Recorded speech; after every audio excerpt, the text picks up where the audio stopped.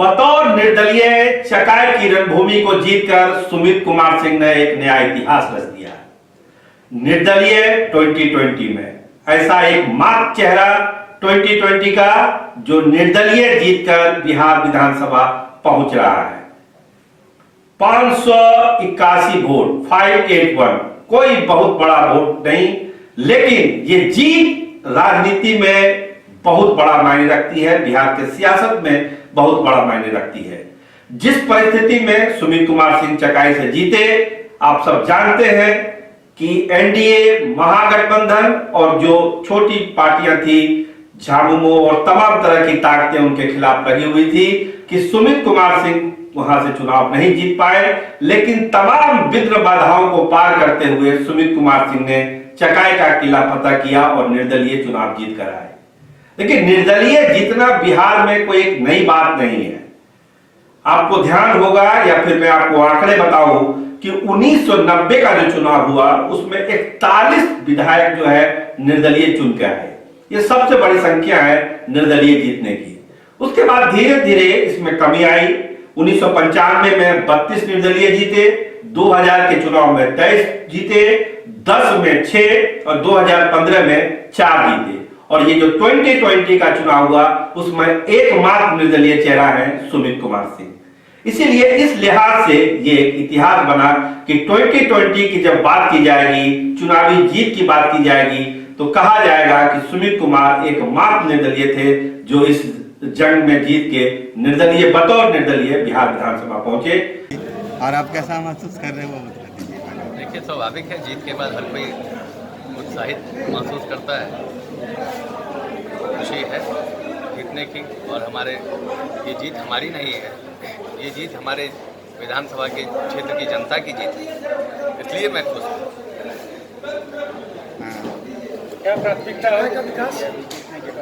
देखिए, अभी प्राथमिकता तो एक नहीं कई एक है, इसलिए मैं अभी प्राथमिकता नहीं बता सकता हूँ।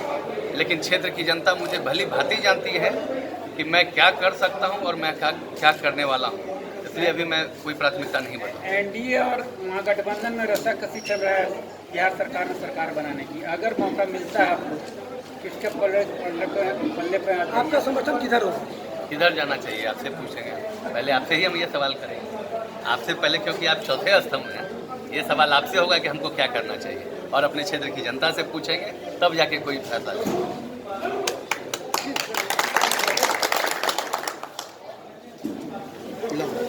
चकाई में बहुत सारी चुनौतियां थी, हम पहले आपसे जिक्र कर चुके हैं। लेकिन ये जीत कितना बड़ा मायने रखती है सुमित सिंह के लिए, और खासकर जो नरेंद्र सिंह का घराना है उसके लिए ये जीत कितना मायने रखती है, ये आप जब जमुई जाएंगे, उस इलाके की राजनीति को समझेंगे, तो आपको ये एहसास होगा, महसूस होगा कि ये जीत एक तरफ से संजीवनी है नरेंद्र सिंह परिवार के लिए।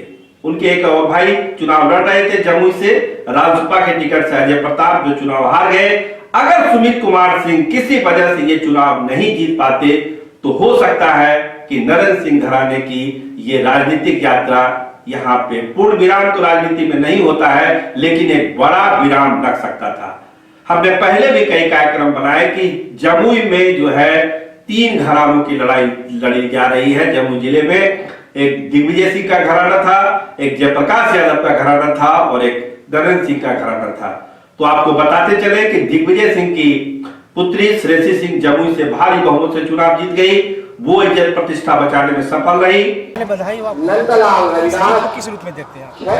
बहुत अच्छा लग रहा है कि जमुई की जनता ने एक बार बेटी को एक तरफा मतदान जो हमारी अपेक्षा थी उन लोगों से वही करके दिखाया, और बहुत बहुत धन्यवाद करते हैं सभी पूरे हम की टीम के साथ कि उन्होंने हमारे साथ लग के ऑन फील्ड इतनी मेहनत की, और ये जीत जितनी मेरी है उतनी उनकी भी है। नरेंद्र सिंह का जो घराना था, एक जमुई वाली सीट भले हार गए हो, लेकिन चकाई से निर्दलीय जीतकर सारी कम बेसी को उन्होंने पूरा किया सुमित सिंह ने। लेकिन जयप्रकाश सिंह यादव का जो घराना था, उनके 2 लोग, विजय प्रकाश जमुई से और उनकी पुत्री जो है तारापुर से लड़ रही थी दिव्या प्रकाश, दोनों चुनाव हार गई। तो सबसे बड़ा झटका लगा वहां पे जयप्रकाश यादव के घराने को। लेकिन सुमित सिंह की जीत ने नरेंद्र सिंह घराने की जो है वो नाव डूबते डूबते बचा लिया। और नरेंद्र सिंह ने इस जीत को भी एक अहम जीत बताया। उन्होंने कहा कि बिहार के विकास के लिए, जमुई के विकास के लिए हम और हमारा परिवार लगा हुआ है और आगे भी हम इस प्रयास को जारी रखेंगे। विकास की यात्रा जारी रहेगी जमुई जिले में, इसमें कोई सुख समय नहीं है। सुमित सिंह ने आज बाबा बैद्यनाथ के दर्शन किए देवघर जाकर। उनकी परंपरा रही है परिवार की, जीत के बाद वे लोग देवघर जाते हैं, महादेव का आशीर्वाद लेते हैं और उसके बाद वो कोई राजनीतिक बयान दे सकते हैं।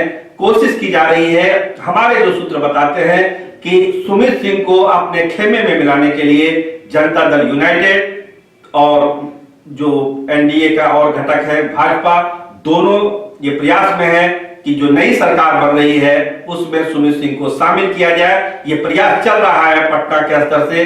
सुमित सिंह की तरफ से इस पर कोई प्रतिक्रिया भी नहीं आई है। दूसरी तरफ जो है महागठबंधन की तरफ से, राजद की तरफ से भी ये प्रयास है कि सुमित सिंह चूंकि अकेले निर्दलीय जीते हैं, इसीलिए वो हमारे साथ रहें और संघर्ष की राजनीति करें। फैसला सुमित कुमार को करना है कि वो क्या करेंगे, लेकिन फिलहाल चकाई से निर्दलीय जीतकर उन्होंने एक इतिहास बना ही दिया है। कैमरामैन राहुल राज के साथ मैं सरोज सिंह, धन्यवाद, नमस्कार।